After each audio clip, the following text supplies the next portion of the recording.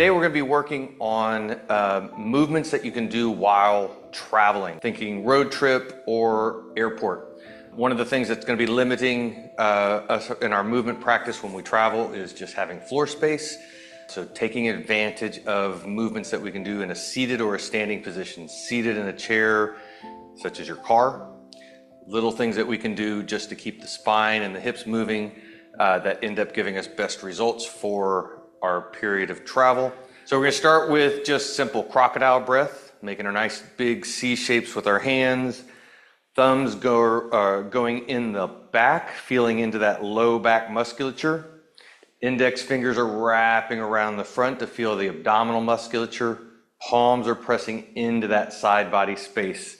And I want the hands to be below the rib cage and above the hip bone in that nice meaty section of the abdominal wall. Also have nice hip to shoulder width stance for the feet.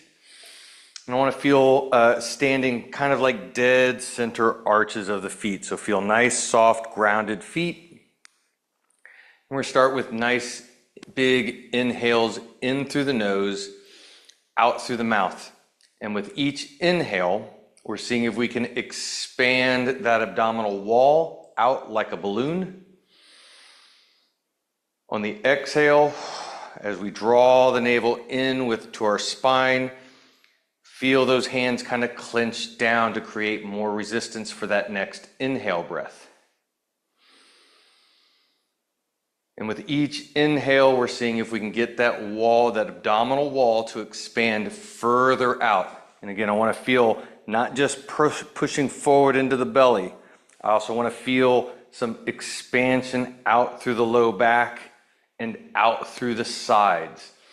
Notice, does it move easier through the belly? Is it harder to press out through the sides and into that low back? And more importantly, do you feel more movement on the right side or on the left side? Does one side move and the other side feels a little stiff and stuck? And then the last thing I want to kind of pay attention to are our shoulders. As we inhale, we tend to shrug and stiffen up. As we exhale, it's easy to let those stay stiff and stuck. So we want to feel that softening, allow that tension to relax from the shoulders, kind of like it's rinsing off onto the floor.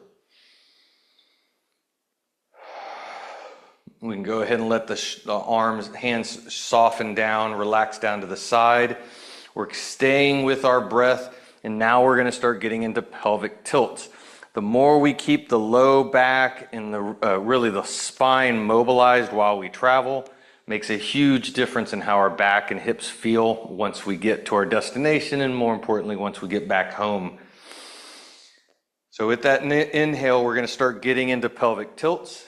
So as we inhale, allowing the pelvis to tilt forward, getting some sway in the low back. This is putting us into lumbar extension. As we exhale, we're scooping that tailbone underneath. See if you can feel some stretch in the low back. This is putting us into lumbar flexion. Moving back and forth. Generally, when we're sitting for hours at a time, this area is going to get really stiff and stuck. So the more we keep it moving, think about it like all we're doing is just spraying some WD-40 in there to keep it lubricated, keep things moving well. We're keeping up with that pelvic tilt. Inhale forward, big sway in the back. Exhale, scoop. And now we're going to add in our shoulders. So as we inhale, pelvis is tilting forward, big belly opening up. I want to spread the hands and spiral them up to the ceiling. Feel that chest open up at the top.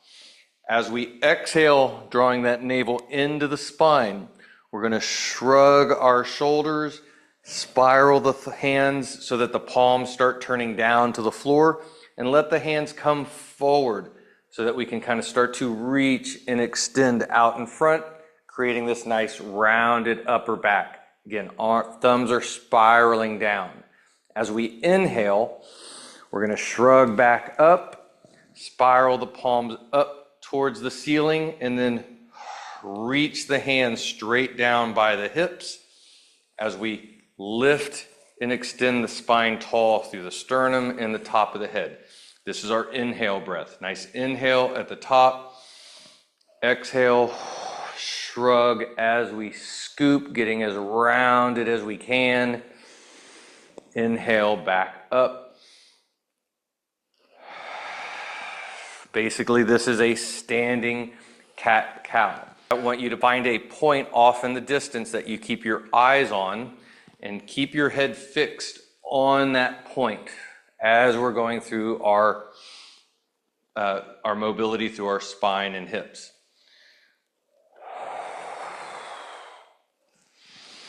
We'll come back to our starting point. Now we're just going to focus on shoulders, keeping those hands palms spiraled up. Now we're getting into our bowls of soup, so we're going to work one side at a time. Hands are spread as wide as they can. Elbows are extended fully. We're going to spiral one arm, thumb turns down towards the floor as we exhale. The other side is still staying up towards the ceiling. And then we're going to switch as we spiral to the other side. I'm starting with my hands a little bit low, but with each one, I'm allowing my hands to kind of rise up a little higher until I start to get even with my shoulders. As we're moving back and forth, I really want to pay attention to how smooth does the humerus spin inside the shoulder socket. How well does it spin when we spiral that thumb down? How does it spin when we turn our palm back up? Is it different on the left shoulder compared to the right shoulder? Is one side a little clunkier, less smooth? As we're getting into this, we can really start to allow that shoulder to round up and over, getting a little bit of more mobility into the spine as we go side to side.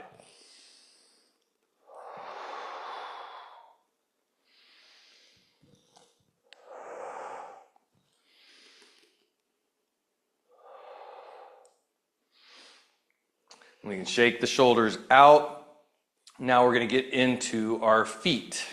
So now we're going to get into some foot mobility. We're going to start with midfoot mobility. Wide stance. We're going to let one foot come a little bit in front of the other foot. Want to spread the toes as wide as possible, and really spread the knuckles of the foot, the forefoot, as wide as possible. Shifting our weight over onto that foot, lightly lifting the heel. And this is where we're doing our internal to external rotation of the knee. But as we're moving that knee in and out, I want to maintain a grounded foot. Ball of the big toe, ball of the pinky toe. Do not lift. They don't slide off the floor at all. They stay grounded and fixed as we turn that knee in and out. As I'm turning it in, I'm allowing some weight to go down into the ball of the big toe. See if you feel that stretch through the arch of the foot. As we turn out, don't let that big toe lift. You should feel some mobility, maybe a little bit of stretch deep in the intrinsic muscles of the foot. They may start to feel a little fatigued and tired. That's going to be a good sign that we're getting into that area that we want to. Once we get a good 5 or so on that foot, we're going to go and switch to the other foot. Again, spread those toes wide, shifting weight over so that we got a good amount of weight on that foot. Lightly lift that heel. Move that knee in to out, maintaining that grounded nature throughout the forefoot, ball of the big toe, all the way out to the ball of the pinky toe. And notice if it's harder to do this on one foot. Is one side stiffer than the other? Again, as that knee turns in, I'm allowing some of that weight to load into the ball of the big toe and arch of the foot. And I'm keeping that big toe grounded as I turn that knee off of it. We're still going to be in our feet, but now we're going to take a nice step straight back. How big your normal step is in your gait. If it needs to be a little shorter for balance purposes, that's fine. We're focusing now on this back foot. So generally I like to step back into it so that I keep most of my weight on my front leg. I don't want to shift all my weight onto that back foot. So nice step back, grounding, spread the ball of the front of the foot as wide as you can. From here, we're actively reaching that heel towards the floor. If you can touch the floor, great. Regardless of whether you can touch it or not, we're actively reaching. And then we're also actively extending the knee like you're trying to touch the wall behind you. But again, I'm not shifting weight onto that back foot. From here, we're going to soften the knee, reaching the knee down to the floor as we plant through the ball of the foot, driving the heel up to the ceiling, and then actively reaching that heel to the floor, actively straightening the knee. Primarily, we're working on the ball of the foot, the big toe ball of the big toe. But also notice if you're not shifting that weight back by reaching the heel and straightening the knee, you may also start to feel some stretch through the front of the hip.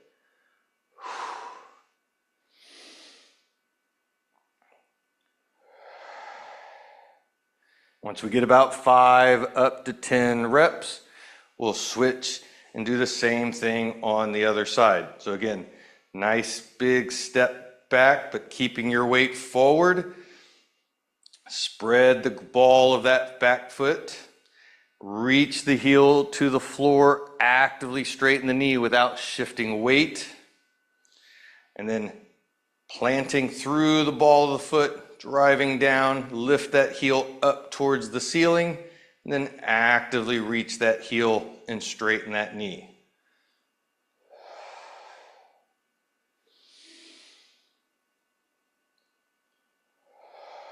Notice if this side feels tighter, stiffer than the other side. My left hip, a little tighter in the front. It's harder to get that heel reaching to the floor. My body kind of wants to shift back. I have to really actively work to keep my weight forward on this side. Once we get 5 to 10 reps, we're going to go ahead and switch back to the first foot again. Nice step back. Spread the knuckles of that foot. And we're going to do the same thing, but now we're going to start working more pelvic tilt. So reach that heel to the floor, actively straighten the knee. Now we're going to bring that breath into our belly. We're focusing on this back pelvis. So nice inhale. Feel that pelvis tilt even a little bit more towards the floor. And then as we exhale, we're drawing navel into the spine and we're scooping that tailbone forward. The heel is allowed to lightly lift off the floor as we scoop, getting into that plant and drive. I want to see if we can feel this scooping action. Inhale, reach the heel back, actively straighten the knee. Let that pelvis tilt forward.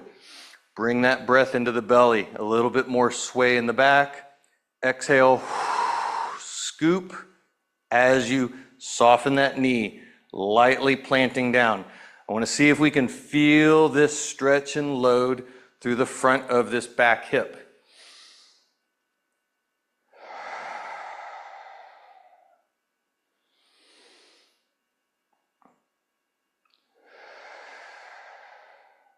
Once we get 5 to 10 reps, we're going to switch and do the same thing on the other side. So again, nice step back, spread the ball of the foot as wide as you can, reach the heel to the floor, actively straightening the knee, breathing into that belly, allow it to open up more in the front, get that sway in the back, pelvis is tilting forward, exhale. Draw the navel in, As you actively scoop that tailbone, then we can lightly let the knee soften, continuing to scoop into it. Again, turn around so I can point at this hip. Most of my focus is in this back hip. I want to really actively feel that scoops. Can you feel that stretch and load through the front of the hip? Can you feel it stretch as you inhale, reaching that heel back, straightening the knee, pelvis goes forward. This is a different stretch. Actively scooping is going to be a loaded stretch. Is it different on this side than it was on the other side? Again, my left hip tends to be the tighter hip. Once we get 5 to 10 reps, we're going to switch back to the first foot. So again, stepping back, spreading those knuckles wide. We're doing all the same stuff we just did, except now we're going to add a reach through our hand. So reach that heel back, actively straighten the knee, nice scoop. From here, as I actively scoop, with my heel reaching the floor, knee actively straight, I want to actively scoop at the tailbone without losing my knee, without lifting my heel, and at the same time, reaching up towards the ceiling, feeling that lift from the front of the hip into the abdominal viscera, like you're trying to touch the sky. Inhale, we're going to let that knee soften, plant through the foot, drop the shoulder lightly. Exhale, reach the heel, straighten the knee, actively scoop as you reach up to the ceiling, all at the same time. So there's a lot of movements taking place here at the same time. So as I soften that shoulder, I'm planting down through my foot, bending the knee, everything's softening. On my exhale, I'm reaching the back heel to the floor, straightening the leg, scooping and lifting up to touch the sky all at the same time. So I'm moving in 2 counter directions. I'm trying to plant through my back heel at the same time that I'm trying to lift to the sky in order to create this nice big traction stretch from the front of the hip moving up into that abdominal viscera.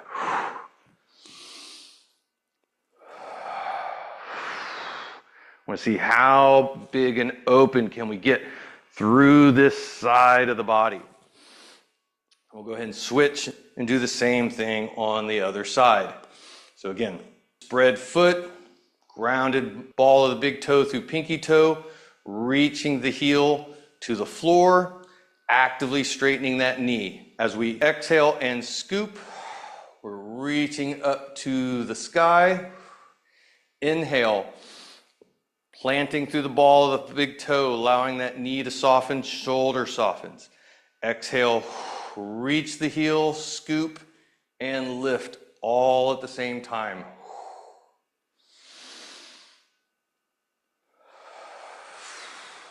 Again, we're seeing how much can we feel that opening up, front of the hip, into that abdominal viscera, trying to lift up, planting down through that back heel, all at the same time. The more our weight is on our front leg and not shifting to our back leg is going to help get that stretch through the front side of that back leg and the arm that is reaching up to the ceiling.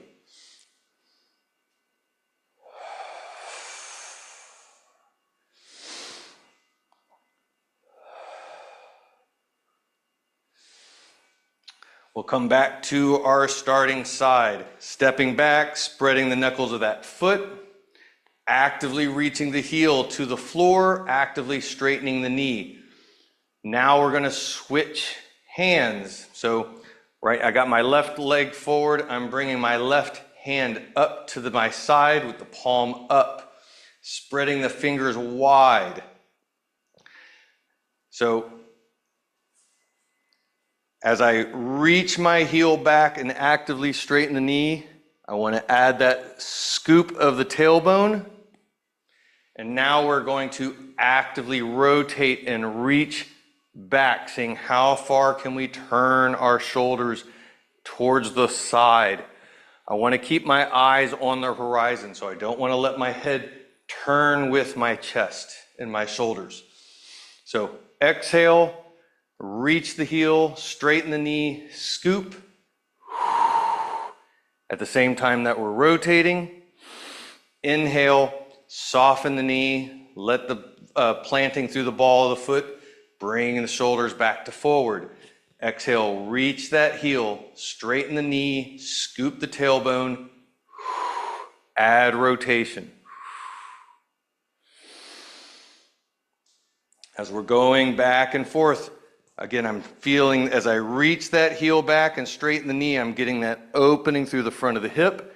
And now I'm bringing that stretch rotationally through that opposite shoulder. I'm still feeling it through that hip, but it's kind of moving into the obliques. We can add one more little thing here into that shoulder where we're working our bowl of soup action. So as I inhale, I can let my palm turn down to the floor. As I soften up, exhale, reach the heel, straighten the knee, scoop, and spiral the palm up as you're rotating back. We'll go ahead and switch and do the same thing on the other side. So, stepping back with that left foot, spread foot, grounded ball of the foot. Opposite hand is coming up, palm spiraling up to the ceiling, fingers are spread wide.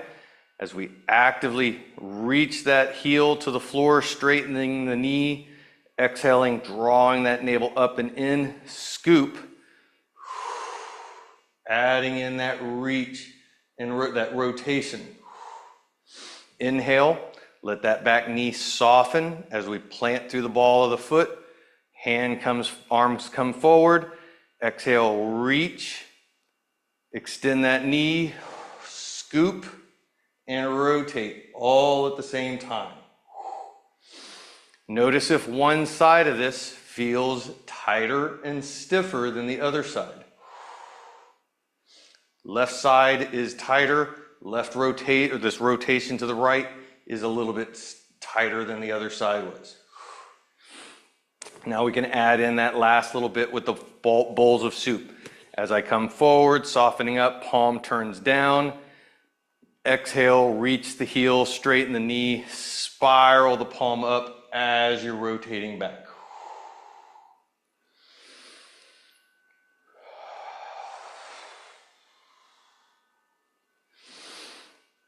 All right, almost done with these. Got one more to go. So coming back to our starting side, back foot steps back, planting that ball of the foot.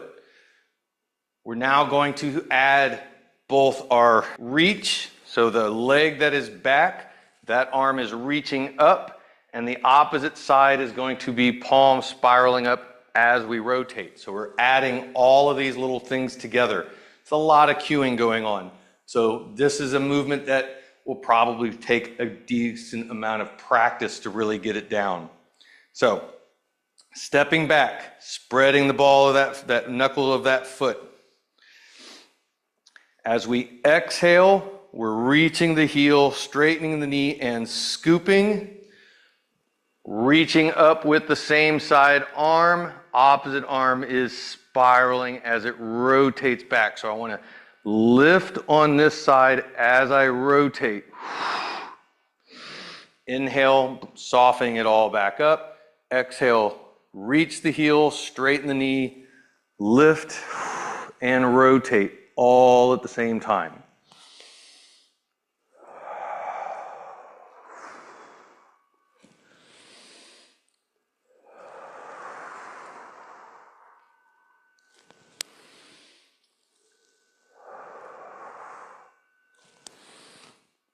And we'll switch and do the same thing on the other side.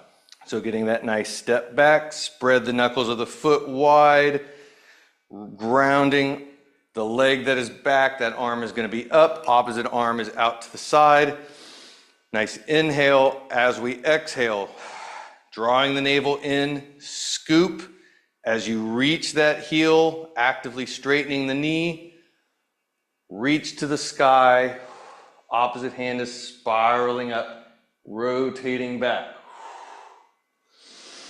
Inhale, let it soften as we plant through that foot. Exhale, reach, extend that knee, spiral, reaching to the sky.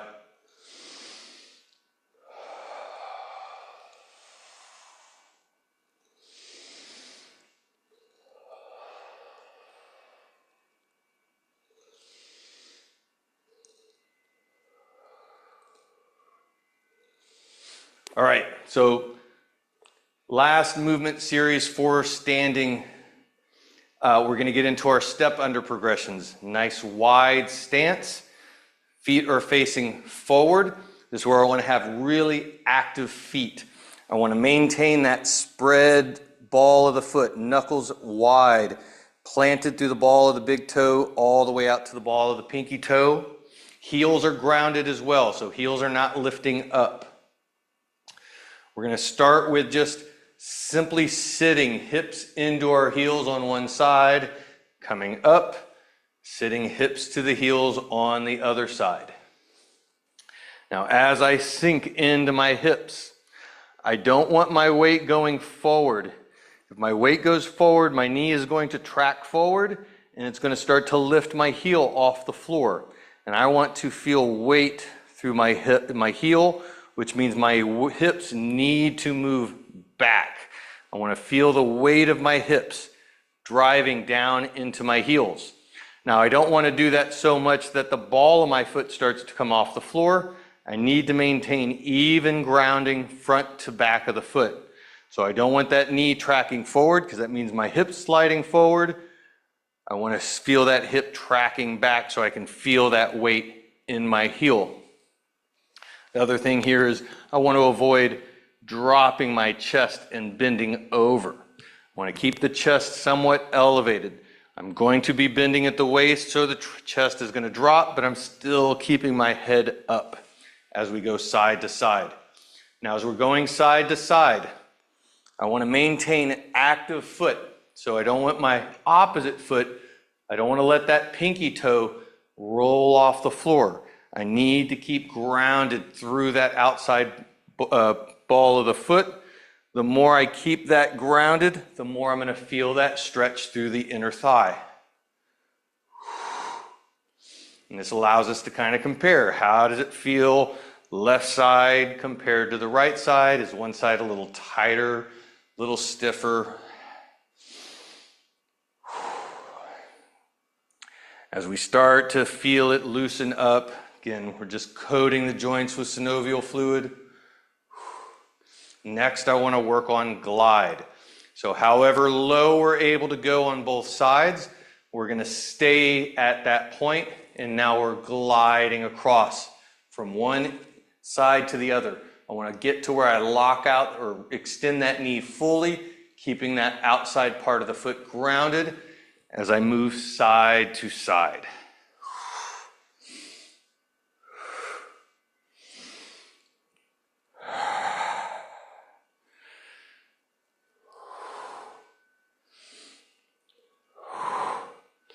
And then the last little part that we can do in order to really get into some of those deep hip rotators, this one can be a little bit more challenging. As we come to one side, we can lock our elbow or our forearm onto our thigh so that we're a little bit supported. And we're going to lift that opposite foot off the floor and spiral up towards the ceiling. We can do 5 of these where we feel that turn of the foot up and bringing it back down. Now, as I'm spiraling that foot up, I'm also seeing if I can drop a little bit deeper into my hip. Now, I want to make sure that I have good balance and support and that I'm not getting into a position where I'm going to fall on this. Once we do about 5 on the other side, or 5 on one side, we switch to the other side. Again, lock that forearm in, feel that foot release, bringing it back. It's Seeing how much can we sink into that opposite hip as we spiral that foot up towards the ceiling. I want to talk about some really simple movements that we can do while we are in a chair, either like an airplane chair or in a car, even if we're driving the car. Obviously, we're not going to be able to move a whole lot. Airplane chair and a car chair tend to be a little bit restrictive. So I want to focus largely on pelvis, rib movements, a little bit into our shoulders. First thing is we can come back to our crocodile breath. Taking nice inhale into the nose, exhale out through the mouth, and feeling that breath expanding into the abdominal wall. Feel it moving forward into the belly, into the low back, and out through the sides.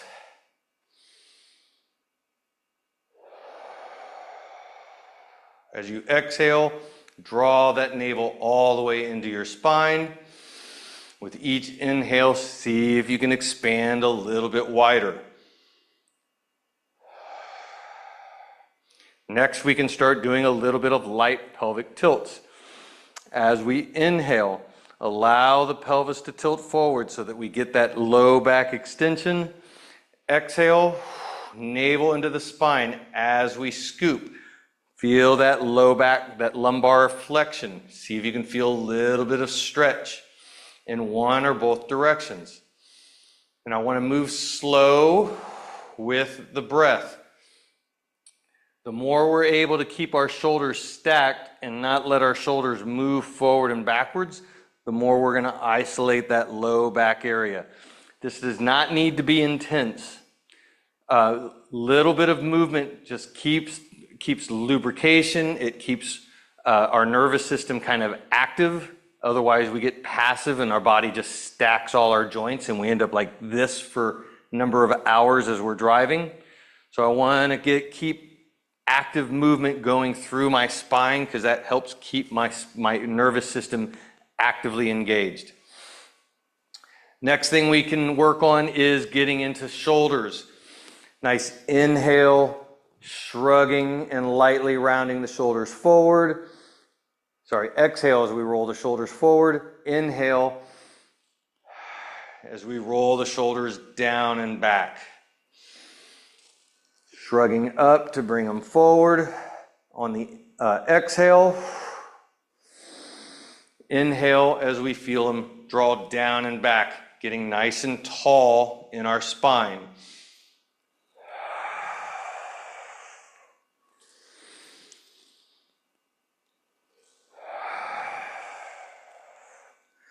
As we get the shoulders moving, we can also combine that with the pelvis.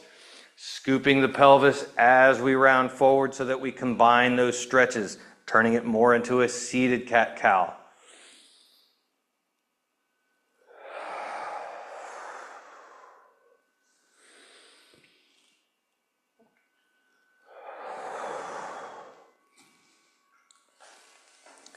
And then the last movement that I really like doing while driving that's super simple is lateral movements of the rib cage.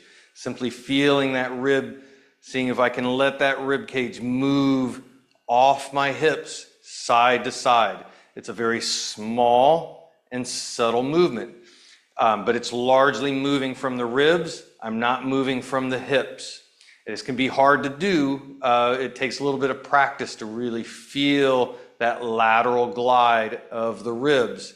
Note, I'm not moving my shoulders side to side either. Shoulders, for the most part, are going to stay over the hips, but I'm sending my 12th rib, I'm seeing if I can move it just a little bit to the side and then move it a little bit to the side. And we can do a lot of little things playing with the ribs here. Again, imagine we're driving a car or we're stuck in a small seat. I don't need a lot of movement to be able to get some decent mobility into my spine. I can also work side, making this into circles. Where as I reach to the side, I'm extending that rib out, going to the other side, and then reaching back, and just playing with a little bit of circles, side to side, changing the directions of that circle. I can reach one rib forward and then the other rib forward, adding in a little bit of rotational quality in as well. Notice shoulders are moving, but I'm not moving my shoulders. The shoulders move in relationship to the ribs, but really I'm focusing how much can I move from this area of my body while I'm in the chair.